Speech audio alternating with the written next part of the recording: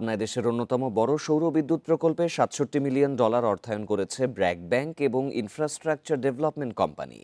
৬৪.৫৫ মেগাওয়াটের প্রকল্পটি পরিচালনা করছে চীনের রিনিউয়েবল এনার্জি কোম্পানি। বৃহস্পতিবার সন্ধ্যায় রাজধানীর ইন্টারকন্টিনেন্টাল হোটেলে এই উপলক্ষে একটি অনুষ্ঠানের আয়োজন করা হয়। ৬৭ মিলিয়নের মধ্যে $২২ মিলিয়ন দিয়েছে ব্র্যাক ব্যাংক, বাকিটা IDCOL। এই বিনিয়োগ বাংলাদেশে নবায়নযোগ্য জ্বালানির ব্যবহার বাড়াতে গুরুত্বপূর্ণ ভূমিকা পালন করবে বলে দাবি করেন সংশ্লিষ্টরা।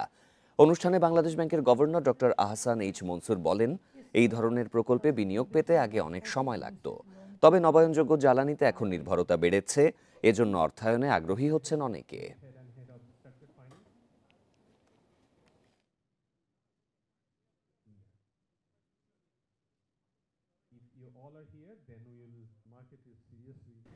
To really make these projects self-funded.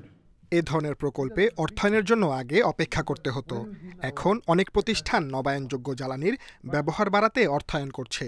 খুব শিগগিরই সব শিল্প প্রতিষ্ঠানই সৌরবিদ্যুৎ নির্ভর হবে।